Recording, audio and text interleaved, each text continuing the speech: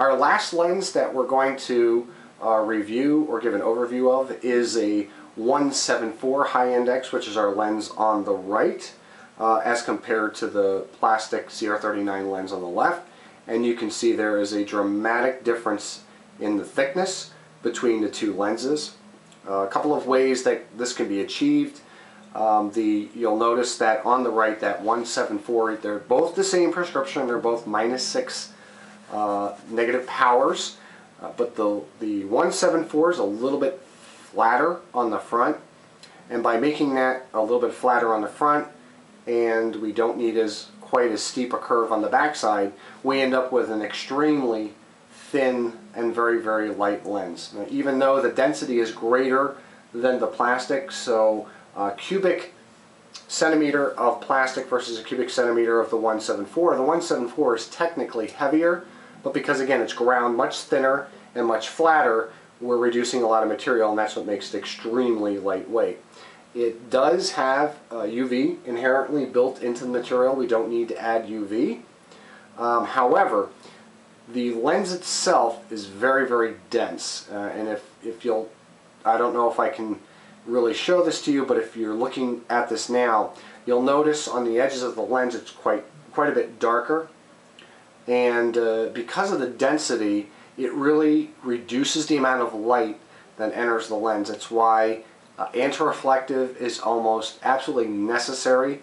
There's a lot of light reflection off of the surface of a 174. And just as a note, there's very little difference between a 171 and a 174. All depends on the manufacturer. For example, Hoya is very big. Their high index is actually 171 as a material index versus a lot of the other lens manufacturers, which is the 174. So we're very little difference as far as that index of refraction, but it does achieve the same result. They don't recommend, the manufacturers do not recommend drilling a 174 material.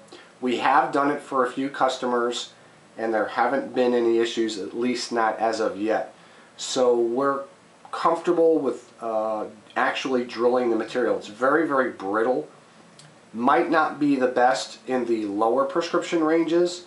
Again, the point of a 174 was to accommodate people with the very high prescription ranges to keep the actual thickness down. It's not the best optical quality, again, because of the higher, a little bit of a higher chromatic aberration, the lowered light transmission through the lens. If you have a milder prescription, I really don't recommend going in this route. Again, we have other materials that are probably more suitable, will give you the thickness that you're looking for. But again, this is a prescription range that I would recommend to someone much higher, -10, -12, possibly a little bit higher than that. We have done prescriptions -25, and they've come out very nice. On the plus side, we have a little bit more control over how things look on the plus range, only by manipulating the actual front curve, so we can get your plus prescription looking very, very nice in this lens material. So again, I stress that the person that's looking at getting this particular lens material, I would really recommend that if it's the higher prescription range, I would really rather see someone with a milder prescription go into another lens material. And I know the thinking of a lot of customers is, oh, well, if I go into the highest possible lens material available, my lenses are going to look almost as thin as paper.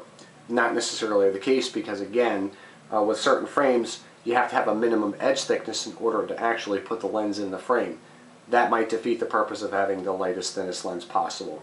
So again, 174 on the right versus your plastic lens on the left.